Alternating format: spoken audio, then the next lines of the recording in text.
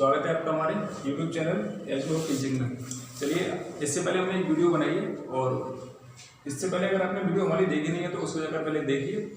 इस चैनल को हमारे को लाइक करिए, कमेंट करिए और सब्सक्राइब करना मत भूलिए, ठीक है। इसमें हम आज रेशनल नंबर का पार्ट 2 कराने जा रहे हैं। हमने पार्ट 1 पहले करा दिया है और उसका पहले देखिए। आपको उसमें मतलब कोई भी चीज़ अगर डाउट होती है हमारे फर्स्ट वाले पार्ट में तो आप इस वाले पार्ट में हमारे कमेंट कर सकते हैं, ठीक है। आपको लिंक डिस्क्रिप्शन में दे दिया गया है और आप उस वीडियो को जाकर पहले देखिए, ठीक है। आइए बढ़ते हैं रेशनल नंबर पार्ट 2 पे। देखिए, उसमें मैंने कुछ फॉर्मूलेस एक्सप्लेनेशन किए हैं या प्रॉपर्टीज को मैंने एक्सप्लेन किया है, तो पहले उस वाले पार्ट को देखिएगा, उसके बाद आपको ये समझ में आएगा, ठीक है। चलिए, इसमें हम प्रॉपर्टी स्टार्ट करते हैं। Addition of rational numbers. Addition of rational number के लिए हम देखते हैं इसमें प्रॉपर्टीज। तो फॉर एडिशन के लिए यहाँ पर मैं प्रॉपर्टीज की बात करता हूँ तो इसमें हमारी कई प्रॉपर्टीज होती है जो इस पर वर्क करती हैं। पहले ध्यान दीजिएगा, इसकी जो प्रॉपर्टी नंबर फर्स्ट है, प्रॉपर्टी फर्स्ट इसकी जो है इसमें होती है क्लोजर प्रॉपर्टी। कौन सी प्रॉपर्टी होती है? Closure property. क्लोजर प्रॉपर्टी होती क्या है? अगर ए अपॉन बी और सी अपॉन डी कोई दो नंबर दे रखे हैं, if a upon b and c upon d, then a upon b को अगर हम ऐड करते हैं सी अपॉन डी के साथ तो आपको क्या मिलता है? एक रेशनल मिलता है। क्या मिलता है? एक रेशनल नंबर। इसकी प्रॉपर्टी हो गई प्रॉपर्टी नंबर 1। दूसरी प्रॉपर्टी होती है इसकी प्रॉपर्टी नंबर 2। प्रॉपर्टी 2 होती है वो होती है इसकी कम्यूटेटिव प्रॉपर्टी है। कम्यूटेटिव लॉ भी कह सकते हैं आप इसको। कम्यूटेटिव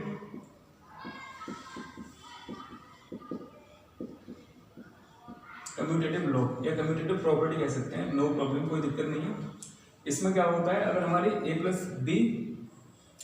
अपॉन बी प्लस सी अपॉन डी हो, तो अगर ए अपॉन बी और प्लस सी अपॉन डी हो, और इस प्रॉपर्टी हम करते क्या है? इसके प्लेसेस को चेंज करते हैं। अगर ए अपॉन बी कोई एक रेशनल नंबर है और सी अपॉन डी कोई दूसरा रेशनल नंबर है, तो अगर ए अपॉन बी प्लस सी अपॉन डी करते हैं तो हमारा जो सम आता है सी अपॉन डी प्लस ए अपॉन बी के बराबर आता है। इस प्रॉपर्टी से हम क्वेश्चन को क्या करते हैं? सॉल्व करते हैं और प्रूव करते हैं। समझ रहे होंगे आप। प्रॉपर्टी नंबर 3 होती है इसकी, देखिए प्रॉपर्टी नंबर जो 3 है वो है एसोसिएटिव प्रॉपर्टी।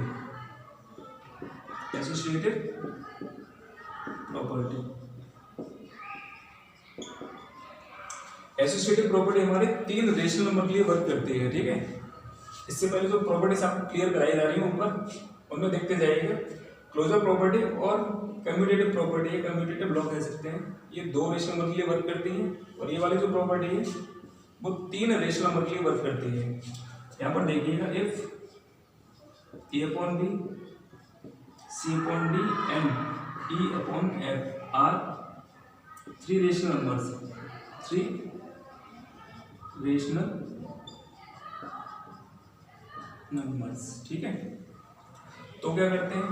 ए अपॉन बी प्लस सी अपॉन डी को एक साथ कर लिया हमने, प्लस ई अपॉन एफ को अलग लिख लिया।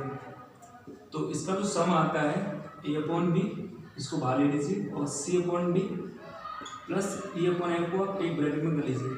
इस प्रॉपर्टी का मतलब होता है कोई भी 3 रेशनल नंबर दे रखे हैं जो आपसे प्रूफ करने के लिए क्वेश्चन में पूछा जाता है।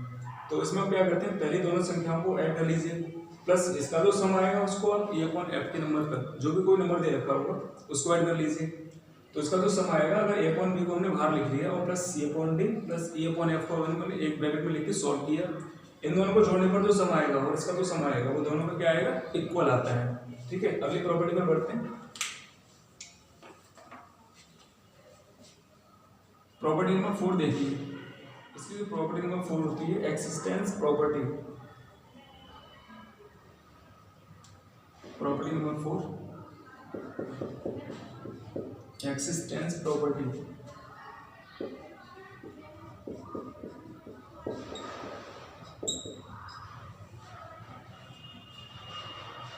Existence property of addition identity. Additive identity.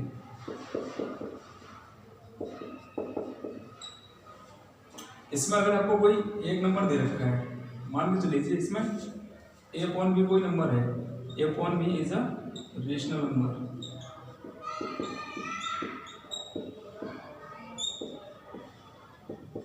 Then तब तो इसमें क्या करते हैं हम, इसमें करते हैं अगर किसी भी संख्या में, जैसे a/b में ही अगर आप 0 ऐड कर लेते हैं और बराबर करके इसको 0 में अगर a/b ऐड करते हैं तो आपका जो संख्या है वो क्या आती है, इसकी a/b ही आती है। यहाँ पर a/b कोई भी एक रेशनल नंबर है, बात समझ में आ रही होगी। अगर किसी भी संख्या में हम 0 ऐड करते हैं तो हमारा जो नंबर है वही आता है जो दे रखा होता है, ऑब्वियसली हम जानते हैं पहले से। अगर हम एग्जाम्पल की बात करते हैं तो एग्जाम्पल देख लेते हैं इसका। मान के चलिए इफ 1/2 की extend property of additive inverse या एडिटिव आइडेंटिटी से निकालते हैं, एडिटिव आइडेंटिटी से फाइंड करते हैं। अगर 1/2 में 0 ऐड कर लेते हैं या फिर हम 0 में 1/2 ऐड कर लें तो हमारा आंसर तो सेम रहेगा, जो हमारा नंबर दे रखा होगा। कोई भी नंबर हो सकता है यहाँ पर जो कि आपका एक रेशनल नंबर दे रखा होगा, a/b के फॉर्म में होना चाहिए। ऊपर वाले नंबर को हम बोलते हैं न्यूमरेटर, इसे हिंदी में बोलते हैं अंश, और नीचे वाले नंबर को बोलते हैं डिनोमिनेटर, इसको हिंदी में बोलते हैं हर। उम्मीद है कि आपको ये समझ में आ रहा होगा। चलिए बढ़ते हैं नेक्स्ट प्रॉपर्टी पर। प्रॉपर्टी नंबर 4 के बाद 5 देखते हैं। इसके बाद इसकी नेक्स्ट प्रॉपर्टी है property number 5, existence of additive inverse. Existence of additive inverse, ठीक है, एडिटिव इनवर्स के लिए। तो एडिटिव इनवर्स जैसे कि मैंने इसमें भी बताया था, 4 प्रॉपर्टी हम पढ़ चुके हैं। ये वाली प्रॉपर्टी इंपॉर्टेंट हो जाती है। किस तरीके से देखते हैं, a/b कोई भी नंबर दे रखा है और इसका हमें क्या बताना है, इनवर्स बताना है, एडिटिव इनवर्स बताना है। अगर कोई प्लस की संख्या दे रखी है तो उसका जो एडिटिव इनवर्स हम लिखेंगे तो माइनस का a/b लिखेंगे। और अगर माइनस यहाँ पर कोई मान लीजिए माइनस का c/d कोई एक नंबर दे रखा है तो इसका अगर एडिटिव इनवर्स हमसे पूछा जाता है तो क्या लिखेंगे, c/d लिखेंगे। इसके एग्जांपल हम देख लेते हैं। जैसे मान लीजिए 1/2 दे रखा है, 1/2 का आपसे एडिटिव इनवर्स पूछता है तो आप इसमें लिखेंगे माइनस का 1/2। और मान के चलिए माइनस यहाँ पर माइनस का 5.6 दे रखा है तो इसका जो एडिटिव इनवर्स होगा वो हो जाएगा 5/6। क्लियर हुआ? उम्मीद है कि क्लियर हो रहा होगा। इसमें कुछ नहीं है, बस आपको ध्यान रखना है कि अगर कोई भी संख्या प्लस की है तो उसका एडिटिव इनवर्स माइनस का होता है, और कोई भी संख्या अगर माइनस की है तो उसका एडिटिव इनवर्स क्या होता है, प्लस का नंबर होता है। बस वही हमने इसमें एग्जांपल दे दिया। ये थी प्रॉपर्टी नंबर 5। अब देखिए इसकी नेक्स्ट प्रॉपर्टी होती है सब्ट्रैक्शन के लिए। तो सब्ट्रैक्शन की प्रॉपर्टी के लिए होती है तो इसका कंक्लूजन और देख लीजिए। अगर a/b में आपने इसकी एडिटिव इनवर्स के साथ एडिशन किया तो इसका आंसर क्या आएगा, हमेशा 0 आएगा, एवरी टाइम 0। क्योंकि एक संख्या प्लस की है, दूसरी संख्या माइनस की है, प्लस और माइनस करते हैं तो क्या आता है, 0 आता है। चलिए बढ़ते हैं सब्ट्रैक्शन के लिए। ये तो थी एडिशन के लिए सब प्रॉपर्टी। अब सब्ट्रैक्शन के लिए फॉर सब्ट्रैक्शन, ठीक है। तो अभी आपने जो प्रॉपर्टी समझी थी वो सभी एडिशन के लिए थी, और एडिशन के लिए सभी प्रॉपर्टी इतनी होती हैं जो हमने यहाँ पर लिखा है आपको, ठीक है। और ये आपको अच्छे से समझ में आ जाए इसलिए हमने एक्सप्लेनेशन भी दे दिया है जो कि आपको अच्छे से समझ में आ रहा होगा। नेक्स्ट वाली जो प्रॉपर्टी है सब्ट्रैक्शन की लगती है। सब्ट्रैक्शन की केवल जो प्रॉपर्टी यूज होती है वो देख लीजिए। अगर कोई भी नंबर मान लीजिए इसमें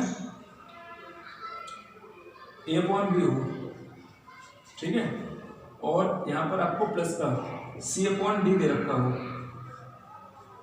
या फिर यूँ कह लें कि इसमें a/b और माइनस का a/b दे रखा हो, तो इसकी जो प्रॉपर्टी वर्क करती है वही है जो अभी आपको मैंने लिखवाई थी। a/b प्लस और माइनस का सिंबल क्या हो जाता है, माइनस। देखिए इसमें सब्ट्रैक्शन के लिए ये प्रॉपर्टी क्यों हो जाती है, इसमें प्लस और माइनस का सिंबल मिलकर माइनस का सिंबल क्रिएट करता है या माइनस का सिंबल बनाता है, ठीक है। तो इसका आंसर हमेशा क्या आएगा, 0 आएगा। अब आप कहेंगे ये वाली प्रॉपर्टी तो एडिशन वाली थी, बिल्कुल थी भाई। ये सब्ट्रैक्शन के लिए इसलिए हो जाती है क्योंकि यहाँ पर सब्ट्रैक्शन का सिंबल लगा हुआ है, अन्य सिंबल तो उसमें भी था, लेकिन यहाँ पर हम सब्ट्रैक्शन की बात कर रहे हैं तो हम इसको ओपनली करके या हम ब्रैकेट को सॉल्व करके तब सॉल्व करेंगे, ठीक है। इसलिए इसका आंसर क्या आएगा, 0 आएगा। सेम संख्या में से अगर कोई भी संख्या माइनस की दे रखी है तो उसका आंसर क्या आता है, 0 आता है। आगे देखिए नेक्स्ट सब्ट्रैक्शन के बाद आते हैं मल्टीप्लिकेशन के लिए। तो मल्टीप्लिकेशन में कुछ प्रॉपर्टीज हैं, वो भी इंपॉर्टेंट है, वो देख लीजिए। देखिए सबसे पहले जो मेरा टारगेट है वो प्रॉपर्टीज जो पहले आपको समझाने का है।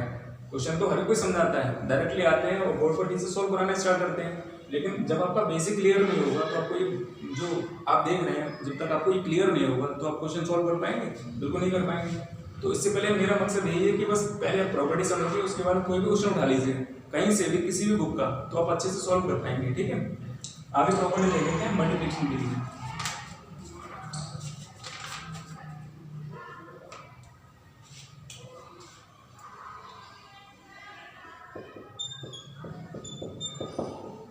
फॉर मल्टीप्लिकेशन इसकी जो पहली प्रॉपर्टी है क्लोजर प्रॉपर्टी, क्लोजर प्रॉपर्टी मैंने आपको अभी बताई थी।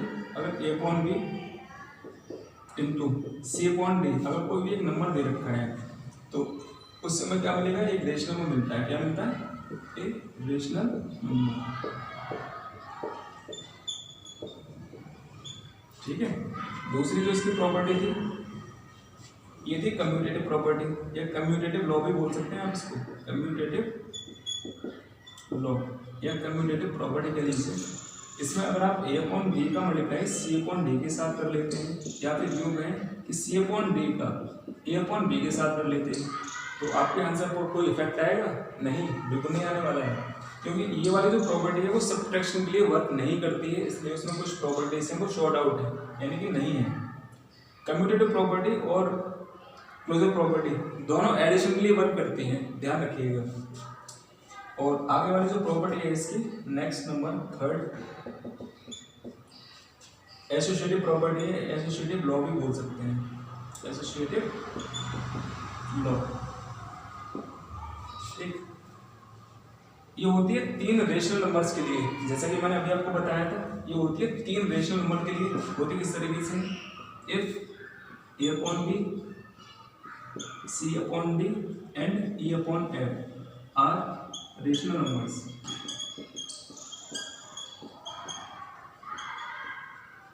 ये कोई तीन रेशनल नंबर दे रखे हैं, तो देखिए जरा, ए अपॉन बी इसका multiply C upon D into E upon F के साथ करेंगे, तो इसका जो आंसर आएगा किसके बराबर आता है? ए अपॉन बी का मल्टीप्लाई कर लीजिए सी अपॉन डी के साथ, और इसका मल्टीप्लाई करिए ए अपॉन एफ के साथ। समझ रहे होंगे? तो ये वाली जो प्रॉपर्टी है वो इस तरीके से वर्क करती है।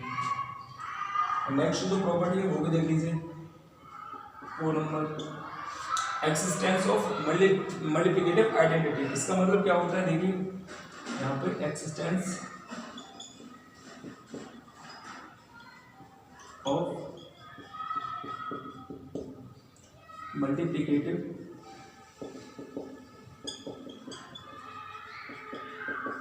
आइडेंटिटी, सही है। अगर यहाँ पर देखिए एक्सिस्टेंस ऑफ मल्टीप्लिकेटिव आइडेंटिटी का मतलब होता है अगर कोई भी संख्या दे रखी है और उसका मल्टीप्लाई हमने अगर 1 के साथ कर लिया, या किसी भी संख्या में 1 का मल्टीप्लाई कर लिया, तो हमारी वही संख्या आएगी जो हमें दे रखी होती है। मान लीजिए अगर ए अपॉन बी कोई एक रेशनल नंबर है, इसमें हमने 1 का मल्टीप्लाई कर दिया, या फिर 1 में हमने ए अपॉन बी का कर दिया, तो हमारा आंसर क्या आएगा? 1 अपॉन ए अपॉन बी ही आएगा, यानी कि जो नंबर दे रखा होगा वही हमारा नंबर यहाँ पर मिल जाएगा।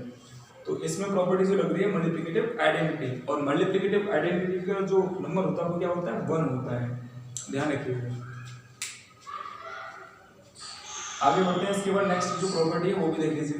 अगर आपको ये वीडियो अच्छा लग रहा है और तो इसे लाइक करिए और शेयर करिए, ज़्यादा से ज़्यादा अपने दोस्तों के साथ शेयर करिए। और जो भी स्टूडेंट पढ़ने वाले हैं वो तो पहले तो चैनल को अच्छे से सब्सक्राइब कर ही लीजिएगा, ताकि आपको जो भी वीडियो यहाँ पर डाली जाएगी वो आपको पहले से मिल जाएगा, उसका नोटिफिकेशन आपको पहले से मिल जाएगा। ठीक है, तो प्रॉपर्टी नंबर 5 है एक्सिस्टेंस ऑफ मल्टीप्लिकेटिव इनवर्स। तो एक्सिस्टेंस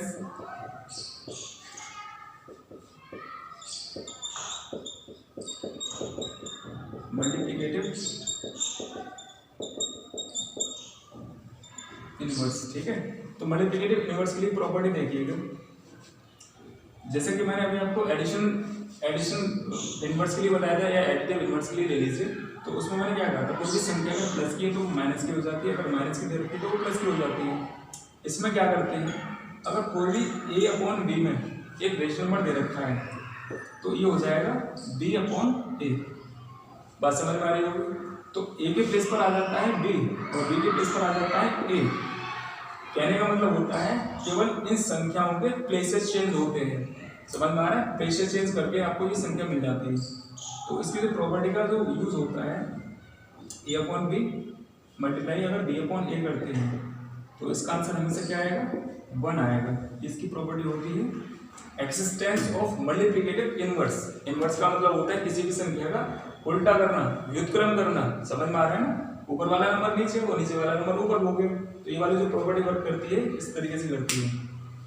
आगे देखिए इसकी जो इंपॉर्टेंट प्रॉपर्टीज हैं 6 और देखिए। इसमें देखिए प्रॉपर्टी नंबर 6 डिस्ट्रीब्यूटिव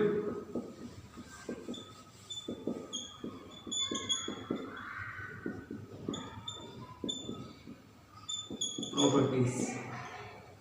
इसमें distributive properties of multiplication over addition and subtraction के लिए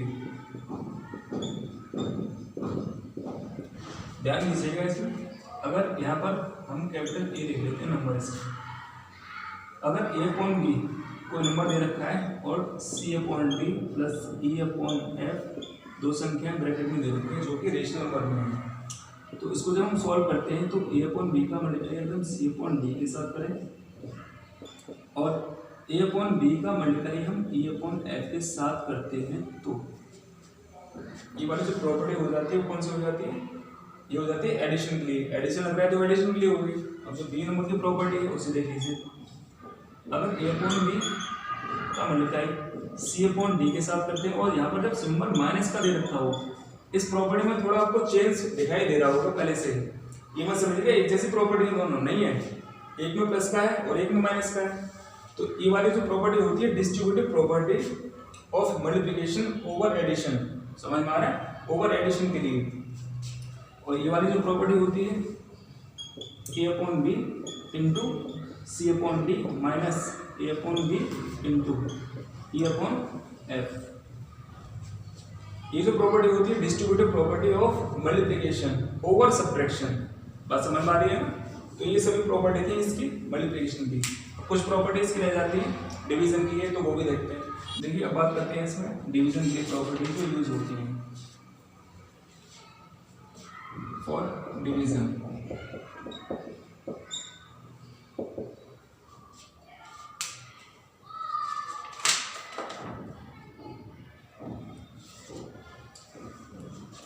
इसमें जो प्रॉपर्टी वर्क करती है कुछ प्रॉपर्टी देख लीजिए यहाँ पर। इसकी कुछ ही प्रॉपर्टीज होती है। पहली प्रॉपर्टी होती है इसकी क्लोजर।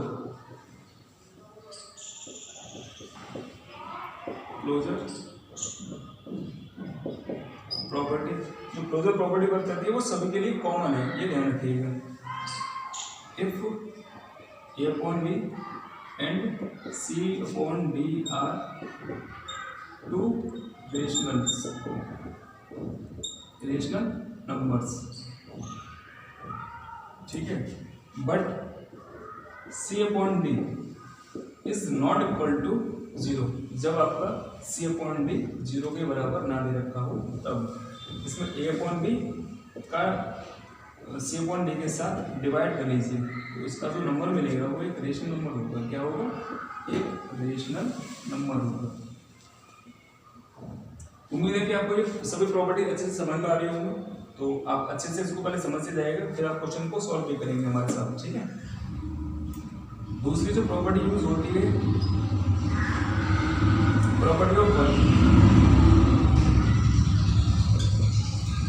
प्रॉपर्टी ऑफ वन के लिए, ठीक। अगर किसी भी संख्या में 1 से डिवाइड किया जाता है तो हमें वही संख्या मिल जाती है जो हमें दे रखी होती है। बात समझ में आ रही होगी। ये जो प्रॉपर्टी है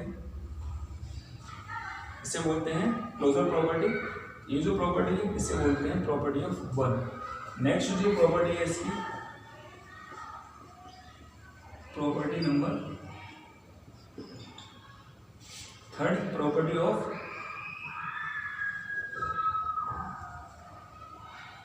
of every non zero number.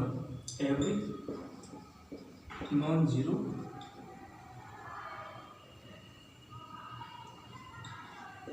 Number, अगर कोई भी नंबर जो कि जीरो के बराबर ना दे रखा हो तब ये जो प्रॉपर्टी लगती है तब काम करती है। अगर ए अपॉन बी का सेम डिजिट के साथ ए अपॉन बी के साथ अगर हम डिवाइड करते हैं तो हमारा आंसर क्या आएगा, 1 आएगा। तो ये होगी इसकी प्रॉपर्टी। उम्मीद है कि आपको ये समझ में आ चुका है डिवीजन की प्रॉपर्टी, एडिशन की, मल्टीप्लिकेशन की और सब्ट्रैक्शन की। इसमें एक प्रॉपर्टी होती है जो हमें रेशनल नंबर निकालने के लिए यूज होती है, तो वो भी हमें पता होना चाहिए। आइए उसको बात करते हैं।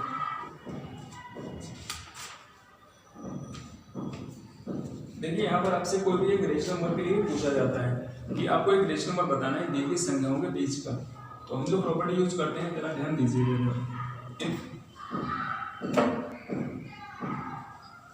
X and y are two rational numbers but यहाँ पर कह सकते हैं एक्स और वाई को भी दो रेशनल नंबर दे रखे हैं, देन ए रेशनल नंबर। जब हम इसके बीच का एक रेशनल नंबर बताते हैं, ये क्वेश्चन इस तरीके से आता है, find a rational number between x and y. समझ में आ रहा है? यहाँ पर एक्स और वाई नहीं होगा, यहाँ पर कोई भी दो नंबर दे रखे होंगे जो रेशनल नंबर में होंगे, जो ए अपॉन बी के फॉर्म में होंगे। मान लीजिए आपसे 1/2 एंड 7/9 के बीच का एक रेशनल नंबर पूछेगा, तो आप इस फॉर्मूले का यूज करके तब फाइंड करेंगे। ठीक है, देखिए किस तरीके से ये रेशनल नंबर के लिए जो फॉर्मूला लगता है 1/2 मल्टीप्लाई एक्स प्लस वाई। इस फॉर्मूले से आप इसके रेशनल नंबर को फाइंड कर पाएंगे। और जब आपसे एक से ज़्यादा रेशनल नंबर के लिए पूछेगा, जब आपसे ये कहेगा फाइंड 10 रेशनल नंबर बिटवीन, जो भी दो नंबर दे रखे होंगे तो उनके बीच के आप क्या करेंगे, जो इसके नीचे के डिनोमिनेटर होंगे आप सेम करेंगे।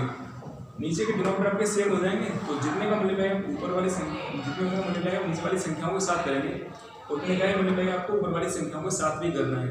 जैसे ही आपके दोनों डिनोमिनेटर सेम हो जाएंगे तब आप इसके नंबर्स को फाइंड कर पाएंगे। ठीक है, तो आज के लिए हमारा पार्ट 2 में इतना ही तक। समझाने के लिए जो भी हमने प्रॉपर्टी है वो सभी आपको क्लियर कर दी है और उम्मीद है कि आपको सब समझ में आ चुकी होंगी। जिन स्टूडेंट ने अभी तक हमारे चैनल को सब्सक्राइब नहीं किया है वो सब्सक्राइब करें, लाइक करें और अपना कमेंट करें और इस वीडियो को ज़्यादा से ज़्यादा अपने फ्रेंड के साथ शेयर करें। तो मिलते हैं नेक्स्ट वीडियो में, आज के लिए इतना ही। ठीक है।